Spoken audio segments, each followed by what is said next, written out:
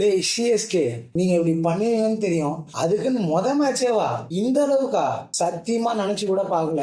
2026 புது வருஷம் அப்படி இப்படின்னு என்னென்னமோ முட்டு கொடுத்தோம் நம்ம போன வருஷத்துக்கு. பட் இது அதோட படுமோசமா இருக்கும் போல.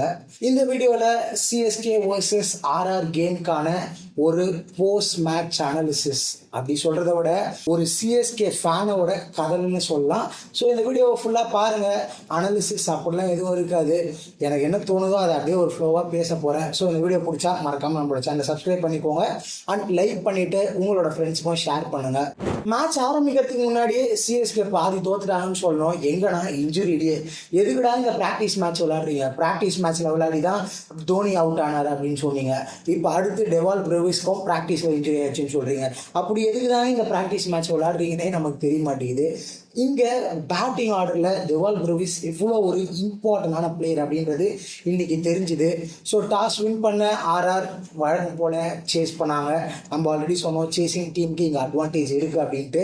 இங்கே அட்வான்டேஜ் பற்றிலாம் எதுவும் சொல்லவே தேவை. 120 ரன் அடித்தா என்ன, ஆர்ஆர்னு எவன் வந்தாலும் வந்து அடிச்சுட்டு தான் போவான். அந்த மாதிரி தான் இந்த கேம் இருந்துச்சுன்னு சொல்லணும். ஸோ பெரிய ஹோப் இருந்தது, சஞ்சு சாம்சன் வருவார், ஆடுவார், கைட்டுவார், அது பண்ணுவார், இது பண்ணுவார்னு.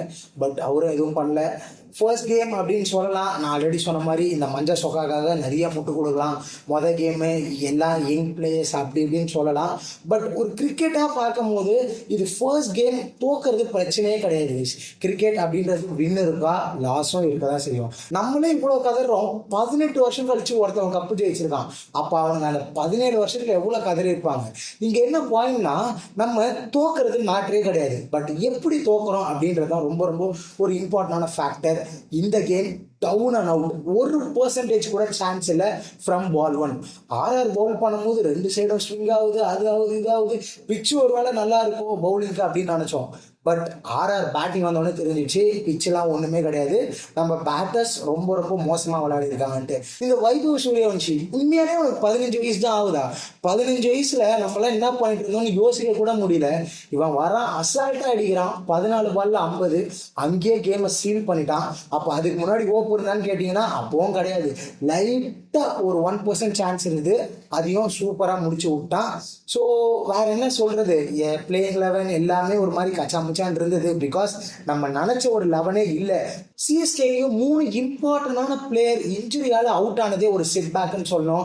டெவால் பிரவிஸ் எவ்வளோ இம்பார்ட்டன்ட்னு தெரியும். எம்எஸ் தோனி என்னதான் எம்எஸ் தோனி 5 பால் 6 பால் ஆடினாலும் அவர் ஃபீல்டில் இருந்தாலே அந்த ஒரு ப்ரெசன்ஸ் எந்த அளவுக்கு டீமுக்கு பூஸ்டப் ஆகும் அப்படின்றது தெரியும்.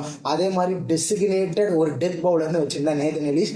எல்லாருமே இன்ஜுரி, 3 டிபார்ட்மெண்ட்லையும் சூப்பராக ஒவ்வொரு பிளேயர் இன்ஜுரி ஆயிட்டாங்க. அதுவும் அந்த 3 பிளேயரே இம்பார்ட்டன்டான ஒரு பிளேயர்ஸாக தான் இந்த ஸ்குவாட்ல இருந்தாங்க. பட் என்ன சொல்றது, இப்போ நம்ம ருத்ராஜ் கைக்வாடையும் ரொம்ப பிளேம் பண்ண முடியாது. ஃபர்ஸ்ட் கேம் அதே மாதிரி எல்லாருமே யங் பிளேயர். கார்த்திக் சர்மா நல்லா விளையாடினாரு.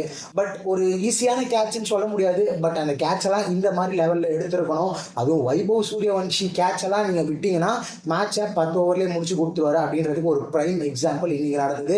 Apart from that Matthew Short okay, again அதே ஃபர்ஸ்ட் கேம் தான். ஸோ டோர்னமெண்ட் போக போக எப்படி ப்ராக்ரஸ் ஆக போறாங்க சிஎஸ்கே அப்படின்றத பார்க்கணும். அகெயின் இந்த வருஷம் தயவு செஞ்சு கேட்குறேன், எதுவும் மொக்கையாக விளையாடி முட்டு கொடுக்க வச்சிடாதீங்க. 2 வருஷமா முட்டு கொடுத்ததே போதும் இந்த ஒரு பேட்ச்காக. இந்த சீசன் அட்லீஸ்ட் ஒரு பிளே ஆஃப்க்கு போனோம்னா இந்த மாதிரி விளையாடினா 500%, 1 கோடி% பிளே ஆஃப்க்கு போகிறதுக்கு சான்ஸே கிடையாது.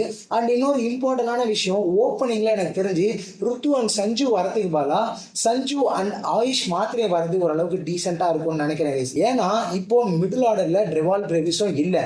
ஸோ மிடில் ஆர்டர் ஃபுல்லாகவே ஒரு யங் பேட்டர்ஸாக இருக்காங்க. சர்ஃப்ராஸ் இருக்காரு, பட் ஐபிஎல்ல அந்த அளவுக்கு எக்ஸ்போஷர் கிடையாது. மேத்யூ ஷாட், கார்த்திக் சர்மா இந்த மாதிரி எல்லாருமே ஒரு யங் பிளேயர்ஸாக இருக்காங்க. ஸோ ருத்ராஜையும் சஞ்சு சாம்சனையும் பிரித்து விட்டு ருத்ராஜ் ஒரு 1 டவுன் விளையாடினாரு அப்படின்னா அவரு ஒரு 10 ஓவர் 12 ஓவரில் நின்னார்னா அந்த ஒரு எக்ஸ்பீரியன்ஸ் அவரால் கேம்குள்ளே கொண்டு வர முடியும்.